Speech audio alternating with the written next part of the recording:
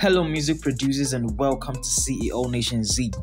Alright guys, so in this video I'm gonna be showing you how to master your tracks, your songs in FL Studio using only stock plugins. And believe me when I tell you this, that this works for all genres of music, whether you're doing hip-hop, whether you're doing R&B, whether you're doing EDM, whether you're doing Afrobeat, whatever song you create, you can actually master your tracks in FL Studios using only the stock plugins. And that's what we're going to be covering in this video.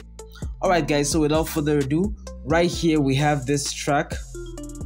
And this is actually an Afrobeat I created earlier this year. There is a link in the description to the full song, so if you want to listen to that, go ahead and check that out. Right here, this is the beat we are going to be mastering in FL Studio.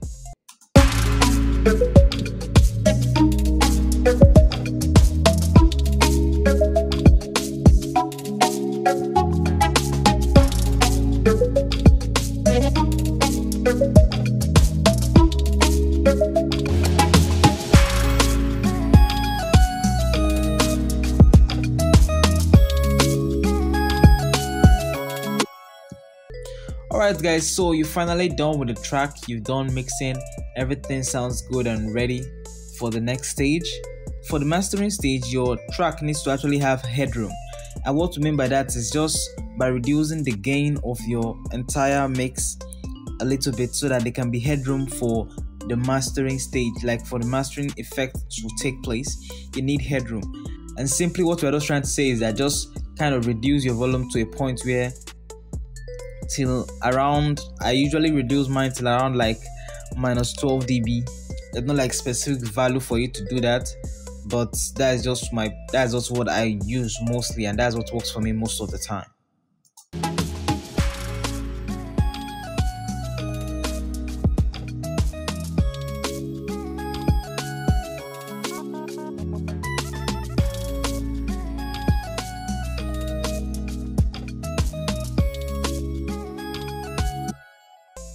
Alright, so once we have done that, then we export it. By the way, we are saving it as a wave.wav file. Save, and then we export. Alright, so once it's done exporting, just take your track into a new project, and here we go. Here we have our mix and ready for mastering track.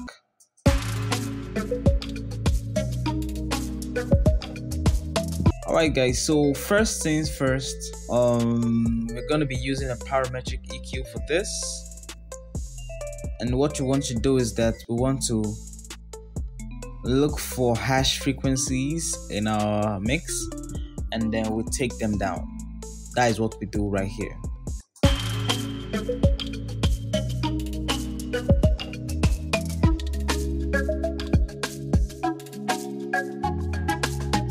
There's one hash frequency right here, so I'll take that down a bit.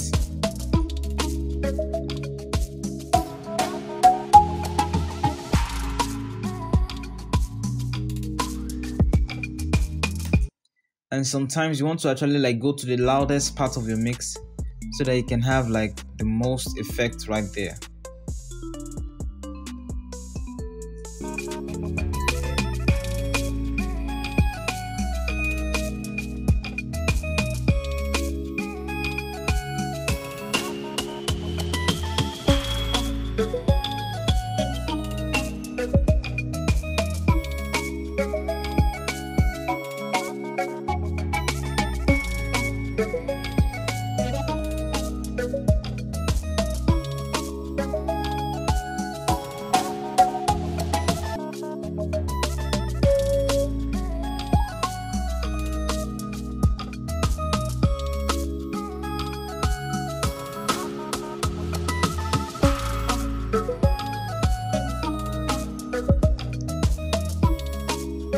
So we just have a few very hash frequencies right here, and we've taken them down.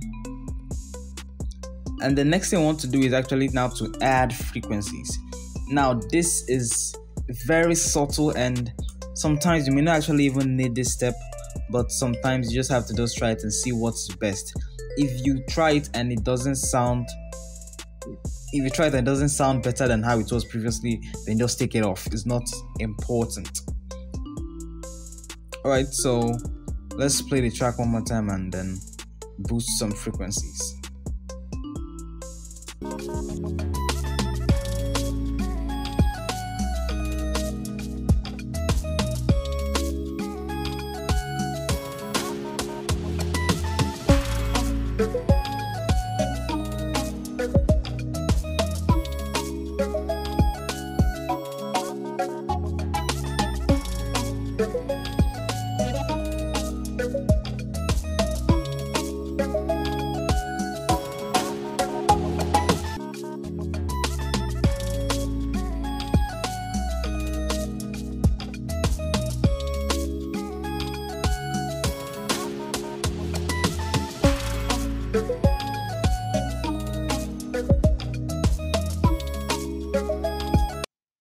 Alright guys, so that is that for the first two steps.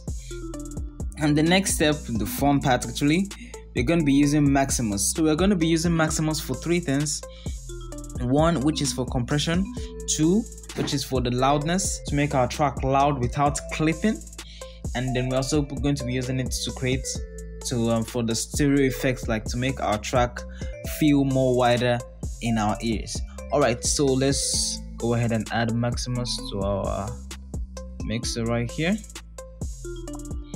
So the first things first, we'll go over to the band section. As you can see, we have these three bands right here. So what I'm going to do is I'm going to actually increase these bands. I'm going to increase them, which in return will also increase the volume of the track.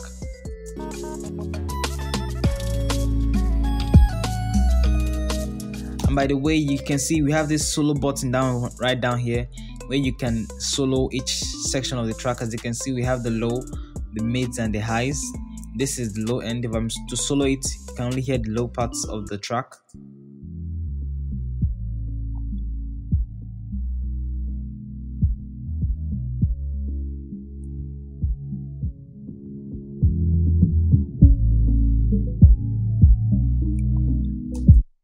And then we have the mids.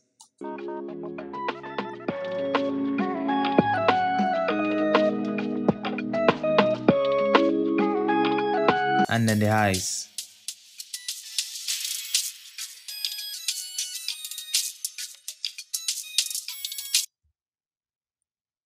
Alright, so let's go ahead to compress them a bit.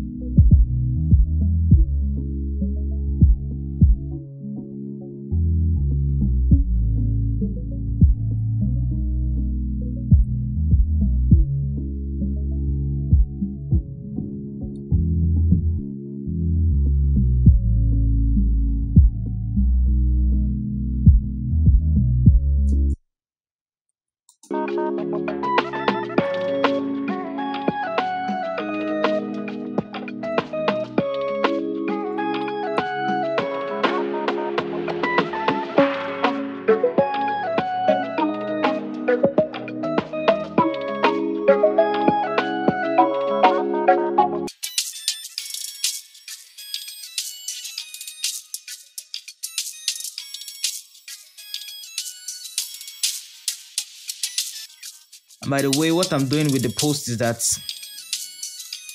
after the compression, it reduces the volume a bit. So I'm using this post knob to actually gain back that volume which was reduced. As you can see right here, I can increase it further, but I'm not going to do that. I'm just going to leave it just to gain back the volume that was reduced. Alright, then the master, which comprises of everything together, we're just going to compress this a little bit.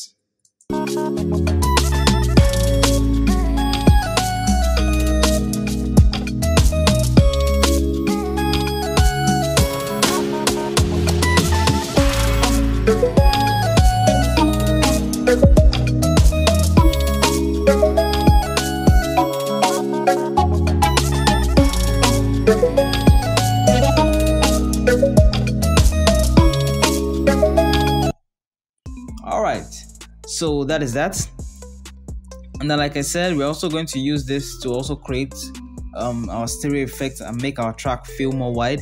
And by doing this, as you can see, we still have this low, mids, and highs. And you can see we have this knob here, which if you look at this point here, you can see it is called stereo separation. So what we do is that we'll go to the lows, and since because we want our lows to be more in the center, we're going to move that towards the right to move it towards the center. And then we go over to the mids and we're going to move it a little bit, but we have to be hearing the track so that we can know exactly where to stop and how far we want it to go. Let's have a listen.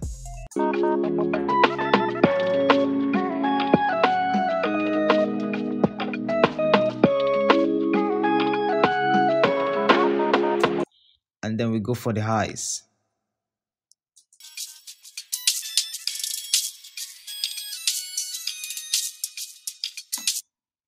And then everything all together.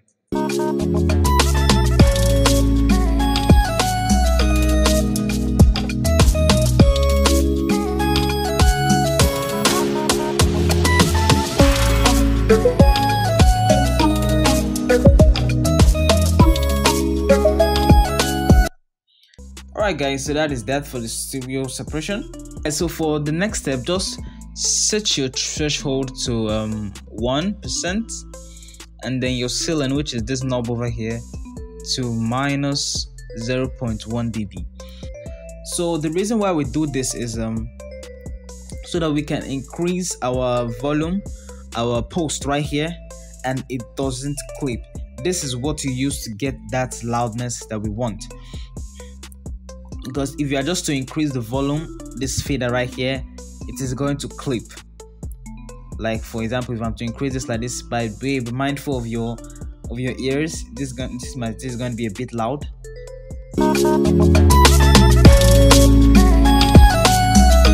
As you can see right there, it's clipping terribly. So we don't want to actually touch that. What we want to do is that over here in Maximus, set our threshold to 1%, as we've done, and set our ceiling to minus 0.1%. Then we can now gradually increase our post gain to the point where we want it to be.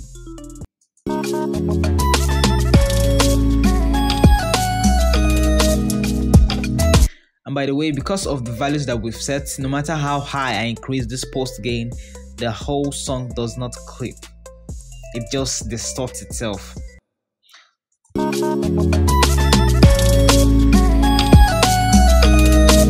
you can see, there's no clipping.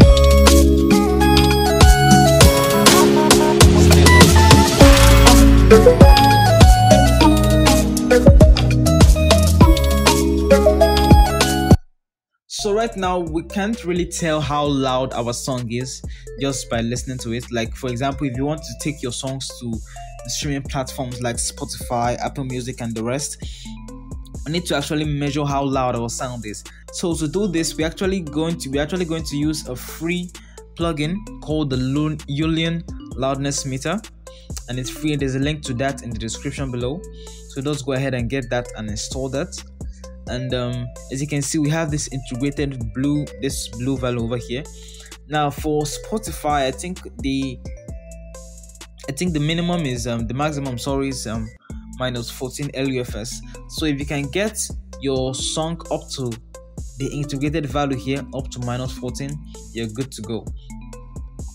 And by the way, if your song is not up to that, you can go ahead and increase the post until it reaches that level.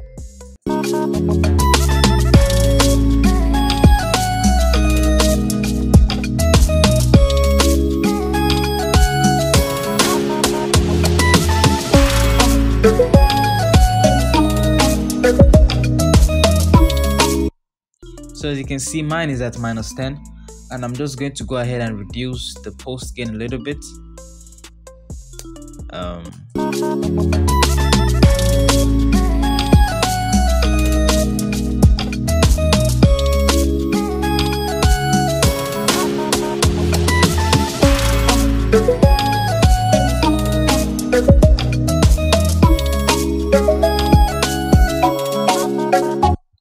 Alright, I think that is that for the track actually.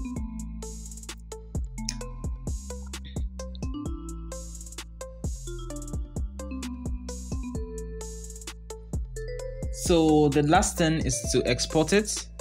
Control R, save. So guys, let's have a listen to the mix without the gain reduction, and we'll compare that to the track we just mastered.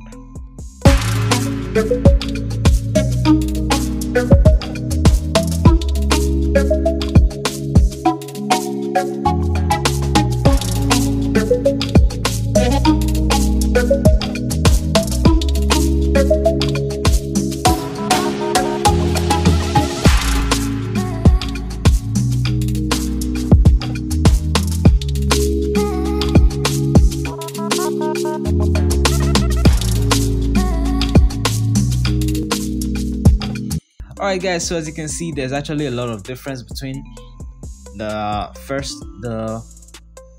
just the mixed one and the mastered one. As you can see, the mastered one is a bit clearer. The stereo effect is awesome, and it's just more preferable than just the mix alone. So that's it guys for this video. Thanks for watching on to the end. If you liked the video, please do hit the like button. Comment down below your challenges in music production and I will get you covered. And please do hit the subscribe button and turn on the notifications so that you don't miss out on any future videos I post. Thanks guys for watching. See you in the next one.